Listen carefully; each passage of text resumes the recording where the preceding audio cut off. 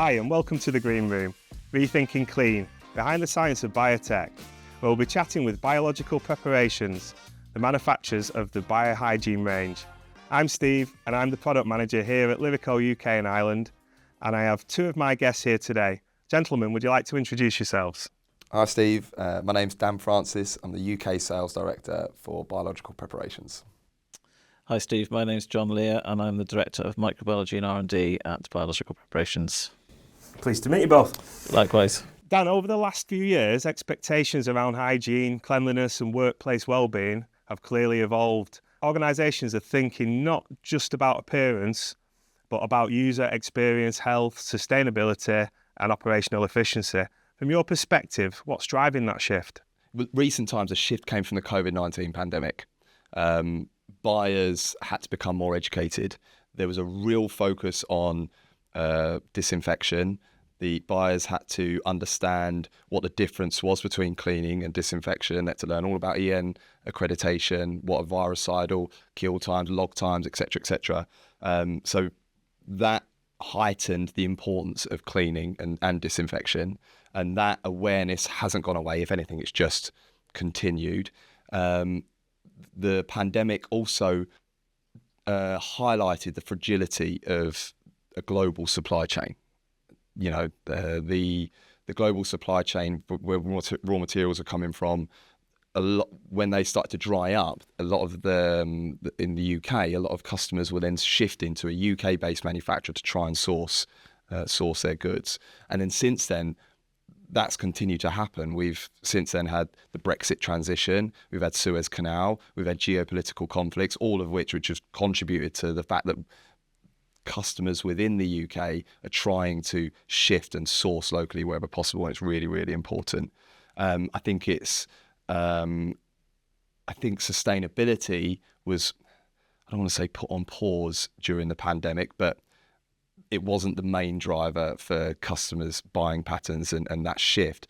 It's definitely come back in now. So customer from a hotel guest, for example, if you go and stay in a hotel, you might choose a hotel based on what that hotel does for the environment. You've got accreditations out there, such as like Green Key accreditation now, where hotels are awarded certification based on their carbon reduction, plastic waste, and all their sustainability drivers. An FM company, for example, has to report to their customers, so the areas that they clean, what they're doing for the environment and what the impact they will have on the scope 3 for their customers. So as a UK-based innovator, it's really important for us to be able to provide that data as detailed as we possibly can, with the transparency, as much transparency as possible. And it's important for us to stay ahead of the curve and provide solutions before problems happen. So it's not just one factor, it's a combination of changing customer expectations, high standards, operational procedures, and a broader focus on workplace well-being. Yeah, I mean, all of the above. It's a combination of all of that, but it's also really important to understand that these aren't static. They evolve, they move, these challenges develop. And so like I've just said, as a UK-based manufacturer and an innovative company like we are, it's really crucial that we stay ahead of it and provide solutions before the challenges even occur. That's great to hear. As hygiene strategies are developed, there's also more discussion around the impact cleaning regimes can have on people, particularly in spaces with frequent or ongoing exposure. Dr. Lear, is there now more focus on the relationship between hygiene products, environments and human health? So I think there are a combination of factors. As Dan said, the COVID epidemic certainly came into play, heightening everyone's awareness of cleaning and hygiene. There's also the whole shift towards the environment and sustainability. And also there is the growing body of evidence that regular exposure to cleaning products can have significant impacts on our health.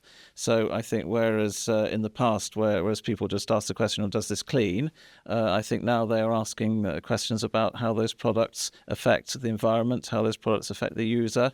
So it's much wider questions.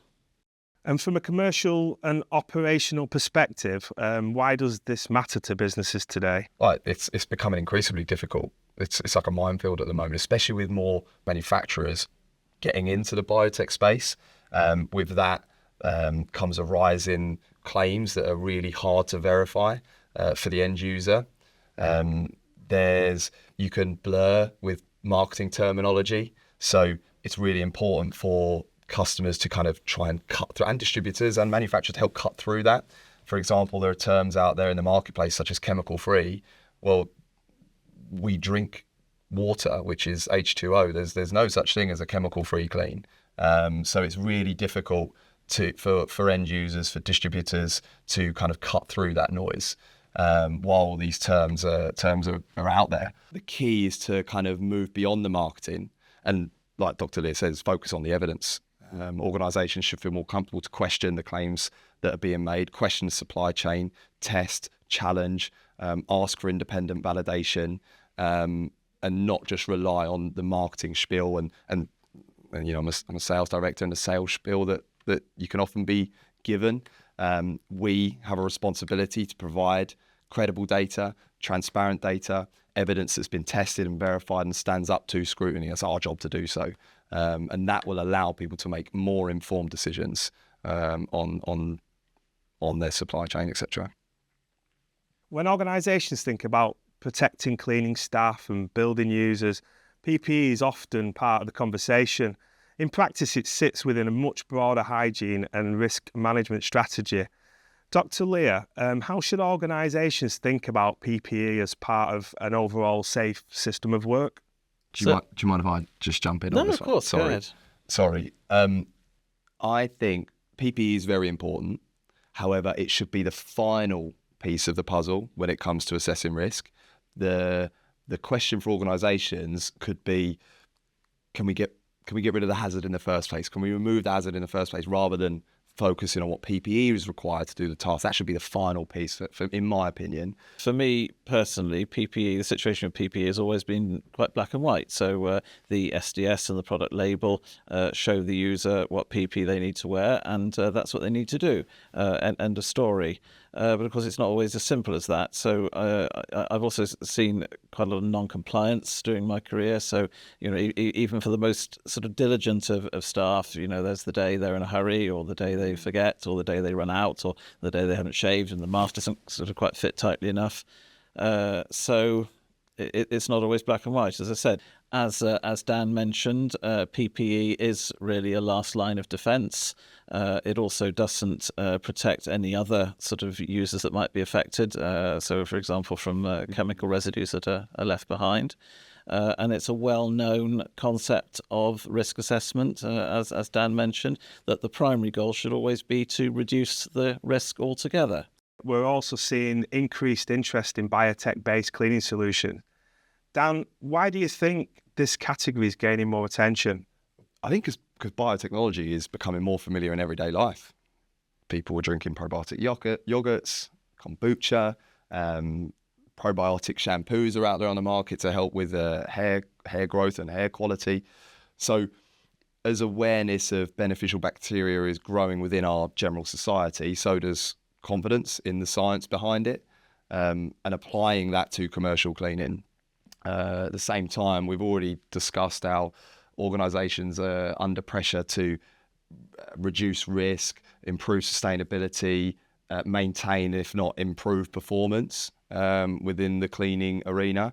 Biotech aligns well with all of those principles. Naturally, the most innovative manufacturers in this space have helped increase market confidence. It's platforms like this where we get to talk about the science behind it that will only aid that and help with that market confidence moving forward. So thanks again for having us on. You're welcome. For anyone less familiar with the area, can you explain what biotech means in a cleaning context, and how it differs from bacteria people might naturally associate with day-to-day environments?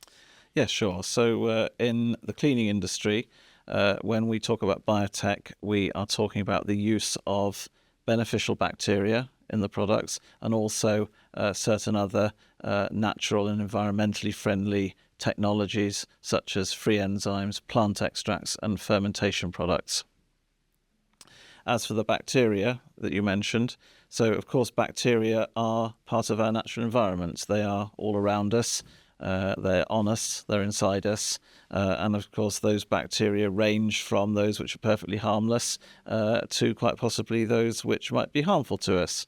But in the context of cleaning products and biotech, we are basically using carefully selected beneficial strains of bacteria and introducing them into areas that we want to clean in order to do that job. Thank you. One of the challenges for customers is that this area comes with a lot of terminology, and those terms are not always used consistently in the market. Dr. Lear, could you help and clarify some of the main language our audience may have come across, including probiotic, prebiotic and enzyme-based solutions? Yeah, sure. So I quite agree with you, Steve. The definitions can be a bit bewildering. You go off and Google them, you'll find a variety of answers, and sometimes you can end up more confused than when you started. So I'll do my best. So traditionally, of course, a probiotic is something like Dan's probiotic yogurt, something that we ingest, normally containing beneficial bacteria, something we ingest in order to give us some sort of health benefit. But more recently, that claim, that term, has been applied to cleaning products. And yes, absolutely, when we use beneficial bacteria in cleaning products, they do give us a probiotic effect. They work in two ways. Firstly, they break down organic matter in that environment to which they are applied, and therefore giving us a long-term cleaning effect and one of odour reduction. And secondly, of course, they form a beneficial population, a healthy biome. And there's also evidence out there that tells us that having a healthy population of bacteria around us is good for our well-being. So for me, a microbial product and a probiotic product, those are the same thing.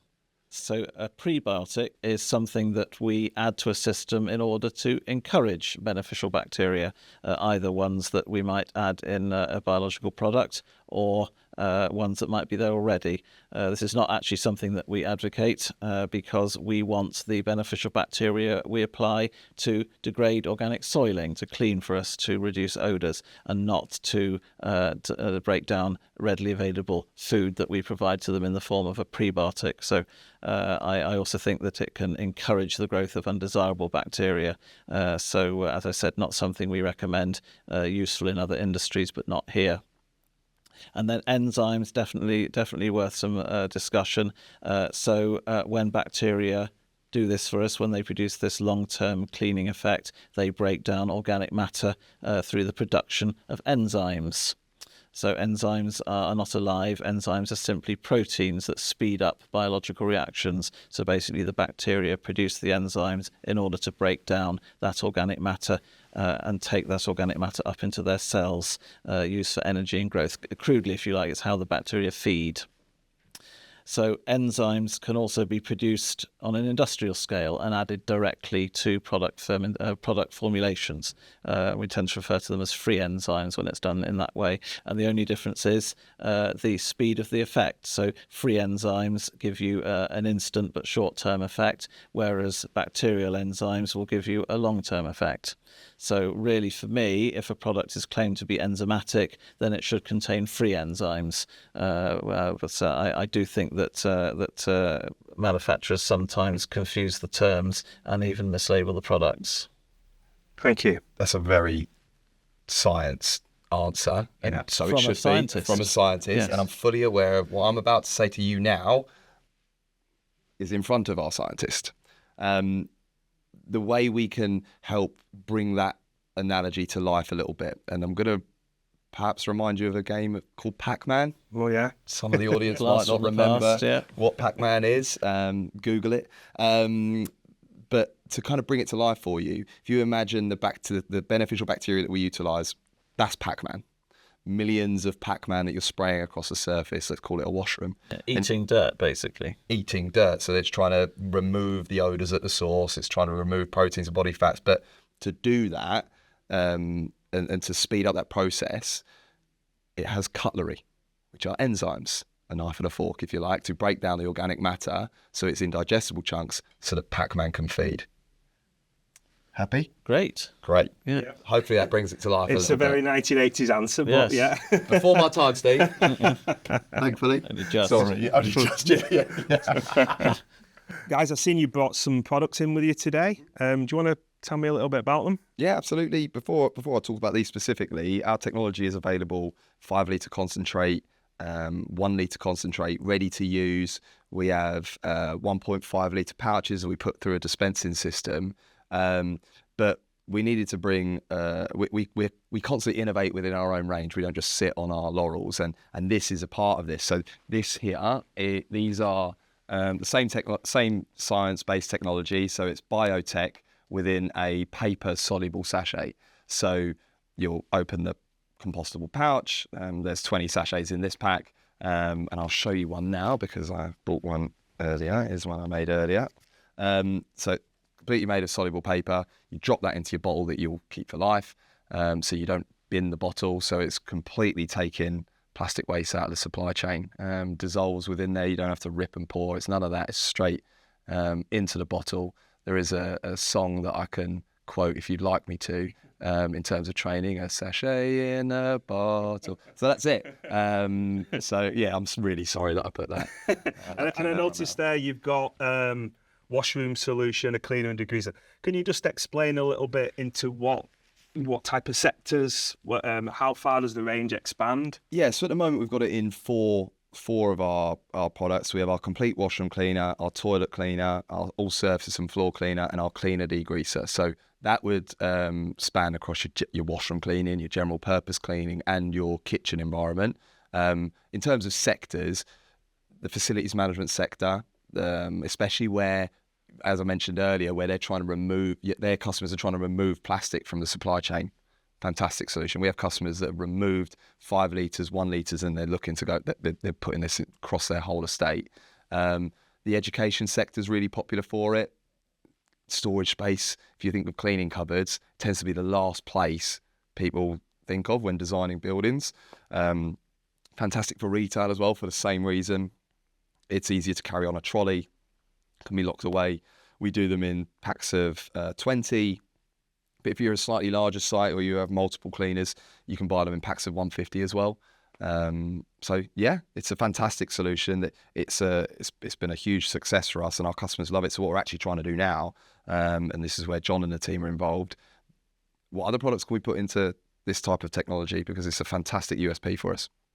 So Dan, if the customer wanted to try the product, test the results, and see what all the product was about, where would they start? What was a particular type of product you'd recommend? Or yeah, I think the answer to that depends on the environment that you're in or the challenge that you have.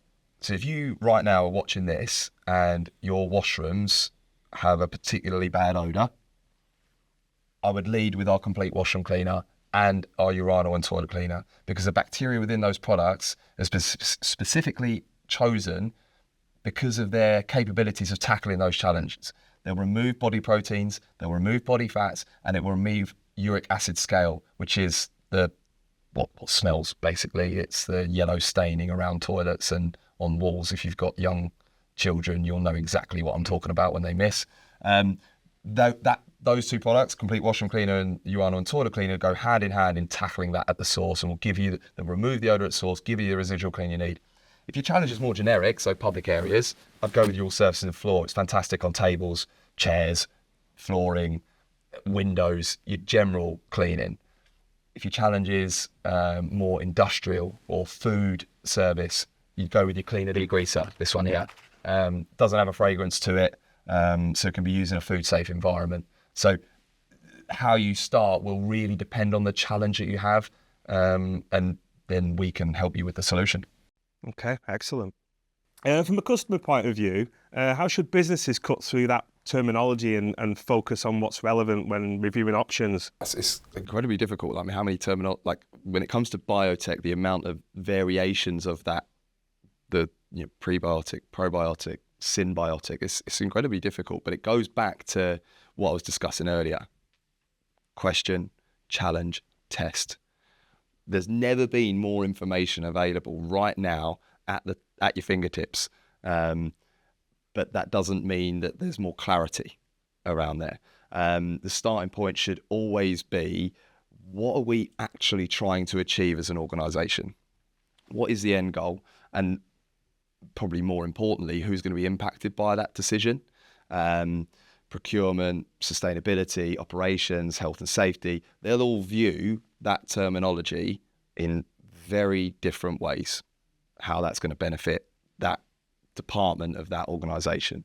So rather than getting distracted by the language, the organisations can challenge, test, question, they can assess the proposed solution. Does it support the core objectives that we have as a business? Broadly speaking, that terminology will fit within 4 main areas of an organisation. There'll be a commercial benefit. So am I going to increase my cost by moving to this solution? There'll be a sustainability, a CSR point of view. Like, does this align with our sustainability goals and initiatives that we have? There'll be a operational point of view. If we make this decision, if we go into to use biotechnology, is that going to make our operatives' lives easier? And then probably most importantly, and something that we are very, very passionate about, is the health and safety aspects. They're really the 4 key pillars that will interpret those words slightly differently. Excellent. Dan, what makes a good biotech product from a commercial perspective? In a word, efficacy. There is absolutely, and you'll correct me if I'm wrong, as you often do, in a word, it's efficacy. There is no point in having a sustainability story, a health and safety story, if the products don't work. We are, again, efficacy before everything else. Our products, yes, they will be sustainable. Yes, they will improve and reduce. They'll improve health and safety. They'll reduce risk, but they have to work. The products have to at least match what the incumbent is, but ideally, and in most cases, I'll hang my hat on it, will improve cleanliness. If you don't have that, there is no point having anything else. That's a great point. Dr. Leah, how can organisations evaluate biotech claims? I mean, for me, it should start with the transparency and competence of the supplier. So the exact formulations are likely to be confidential, but basically, what can the supplier tell you and show you about the product concerned and how it relates to the application in question? So, for example, all bacteria are absolutely not the same. Different species and strains do very different jobs. A product for cleaning a washroom, for example, is not going to contain the same bacteria as a product for cleaning a kitchen. So what can the supplier tell you and show you about the bacteria in that product, the numbers, especially in the diluted product? Are there enough bacteria to dominate and form that beneficial population? And also in terms of the abilities, do the bacteria have the right abilities to do the job in question? And then finally, what can the supplier tell you and show you about the environmental credentials of their company and also about the product concerned? So these are all questions that we get asked on a regular basis. Great stuff. Practically, how can businesses work with manufacturers and suppliers to trial products, assess suitability, and make confident decisions of their own environments? The only real way to test efficacy, the claims that are made, is to test it, to really put it into a trial. Then you can break it down into those 4 pillars that I mentioned earlier. Like, is it commercially viable? Are the sustainability claims validated? So evidence-backed, science-based, evidence. From a health and safety perspective, your safety data sheets will come in. You can get independent verification for the health and safety impact of your products. So we've got Global Green Tag for some of our range, we've got Platinum Health Rate. So really focusing on respiratory conditions. So we have Platinum Health Rate for that, which is fantastic. And then from an operational perspective, you'll get that from the trial. Is it easier to clean? Am I cleaning less frequently? Are the results better? You can tell that from fragrance, and by sight is the surface clean. We can document those results for you. We can engage the relevant stakeholders in those departments and provide all of that information. Ultimately, the confidence will come from seeing the product and the solution in action. Oh, it's been really interesting chatting with you both today and finding out so much about biotech.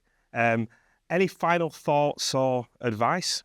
So, just from me, really, that with biotech and ecotech, we have a really valuable opportunity to formulate really, really efficient products that also reduce risk to the user and lower environmental impact. And it's as I mentioned earlier, biotech is not a new concept. It's been around for thousands of years, but in the cleaning industry, we can employ those technologies to do that.